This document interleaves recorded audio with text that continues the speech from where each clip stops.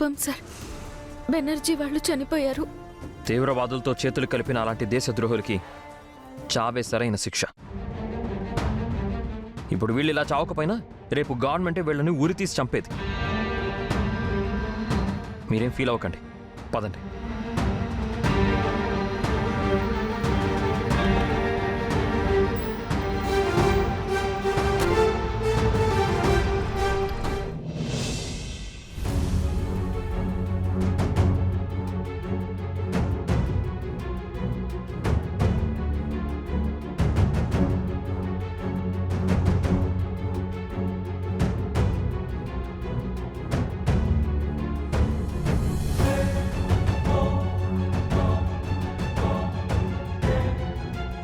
ఒక్క నిమిషం అండి.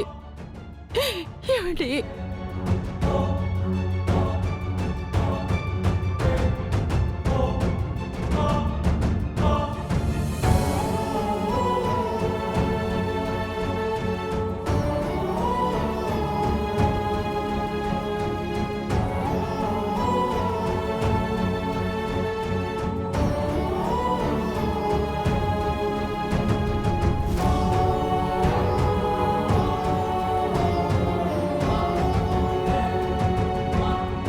మీరు క్షేమంగా ప్రాణాలతో బయటికి రావాలి. ఆంటీ, అంకుల్కి ఏం కాదు. స్పెషలిస్ట్ డాక్టర్లు వచ్చారు కదా, ధైర్యంగా ఉండండి. బాయ్, తీసుకెళ్ళండి.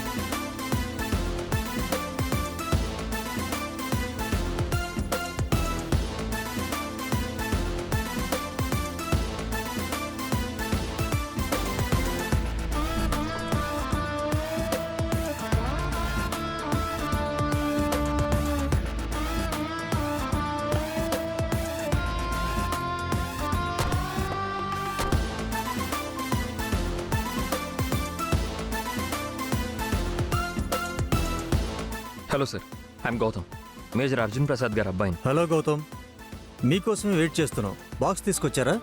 తెచ్చాం సార్. మీరా గారు సార్,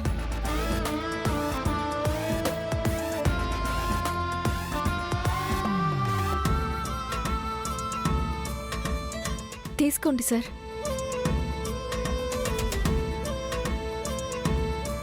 అన్నీ కరెక్ట్గా ఉన్నాయో లేదో చెక్ చేయండి సార్.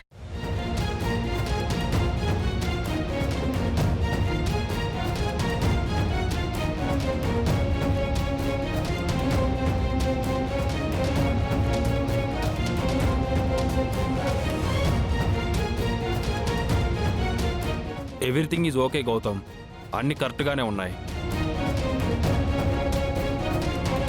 ఈ బాక్స్ గానీ ఆ తీవ్రవాదుల చేతులు పడుంటే పెను విధ్వంసం జరిగి ఎంతోమంది అమాయకులు ప్రాణాలు పోయేవి. అంతేకాదు సార్, ఈ దేశం కోసం ఎంతో సేవ చేసిన మా నాన్నగారిపై దేశద్రోహి అనే ముద్ర పడేది. ఆ దిగులుతోనే మా నాన్నగారికి హార్ట్ స్ట్రోక్ వచ్చి ఇప్పుడు హాస్పిటల్లో చావు బతుకుల మధ్య ఉన్నారు. మీ నాన్నగారి గుండె చాలా గట్టిది. అంత గుండె ధైర్యం కలిగిన ఆఫీసర్ని మేమింతకు ముందు ఎప్పుడూ చూడలేదు. ఆయనకేం కాదు, డోంట్ వరీ. అవును గౌతమ్, ఒకప్పుడు ఆయన కార్గిల్ వార్లో పాల్గొని మన దేశాన్ని గెలిపించారు. ఇప్పుడు నువ్వు దేశ రహస్యాలను కాపాడి తండ్రికి దగ్గర కొడుకు అనిపించుకున్నావు. Both are great.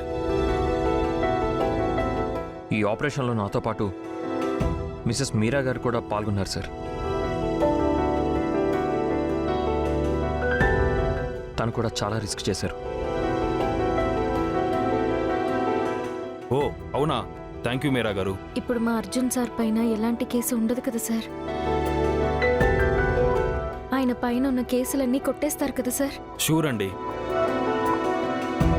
ఇప్పుడే గోవింద్ సార్కి ఫోన్ చేసి అర్జున్ సార్పై పెట్టిన కేసులన్నీ డిస్మిస్ చేయమని చెప్తాం. Thank you sir. ఇక మేము వెంటనే బయలుదేరాలి. మా నాన్నగారిని చూడాలి. ఇంత దూరం వచ్చి కనీసం కాఫీ తాగకుండా వెళ్తారా? కాఫీ తాగి వెళ్తురు గాని. రండి రండి గౌతమ్.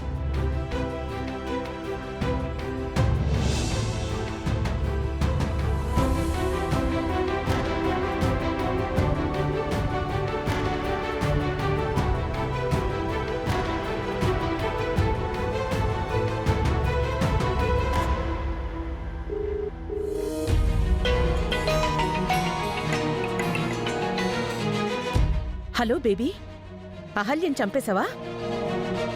ఎలా చంపావు? కత్తితో పొడిచావా? గన్తో కాల్చావా? లేకపోతే లోయలోకి తోస్తావా? చెప్పు బేబీ. దాని డెడ్ బాడీ ఎక్కడుంది? మార్చురీలోనా, సమాధిలోనా? సారీ మామ్, నేను ఫెయిల్ అయ్యాను, ఓడిపోయాను. అసలు ఏమైంది? అహల్య మిస్ అయిందా? అదెలా తప్పించుకుంది? నన్ను గెలిపించాలని నువ్వు ట్రై చేసావు, నేను చేశాను, కానీ ఇద్దరం గెలవలేకపోయాం. తెలుసు. నువ్వు నాకంటే స్మార్ట్ కదా, దాన్ని ఎలా వదిలేసావు? దానికి చావు లేదు మామ్. అది గౌతమ్ ప్రేమ అని అమృతం తాగింది. ఒకవేళ నువ్వో నేను దాన్ని చంపినా గౌతమ్ తన ప్రేమతో దాన్ని బ్రతికించేవాడు.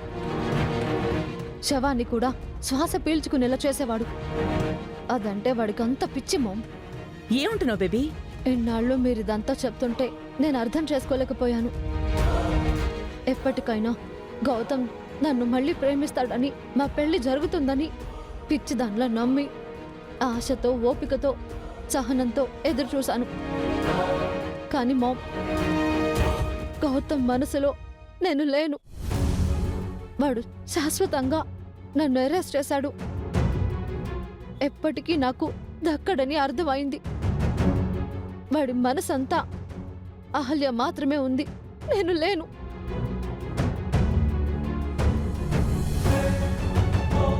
Aditi, are you okay? ఏడోకమ్మా, ఏడోకు. లేదు మామ్, నేను ఏడవట్లేదు. నువ్వు ఏడుస్తున్నావు అని తెలుసు. ప్లీజ్ అమ్మా, ఏడోకు. నువ్వు నాకు దూరంగా ఉన్నావు. దయచేసి ఎలాంటి ఆగడాలు, తప్పుడు నిర్ణయాలు తీసుకోకు. నీకేమైనా అయితే నేనేమైపోవాలి? నువ్వేమైనా చేసుకున్నావంటే నా మీదొట్టే. ఏంటి మామ్, నేనంటే ప్రేమ లేని వాడి కోసం చస్తానని భయపడుతున్నావా? నేను మరి అంత పిరికిదాన్ని కాదు. ఎస్ బేబీ, నువ్వు చాలా ధైర్యవంతురాలివి. నీకు చాలా బ్రైట్ ఫ్యూచర్ ఉంది. గౌతమే నీ జీవితం కాదు, నీకు వేరే జీవితం ఉంది. గౌతమ్ గురించే మాట్లాడదామని ఫోన్ చేశాను. కాశీకి వెళ్తే ఏదో ఒకటి వదిలేస్తారంట. నేను ఈ కాశ్మీర్లో గౌతమ్ని వదిలేస్తున్నాను మామ్.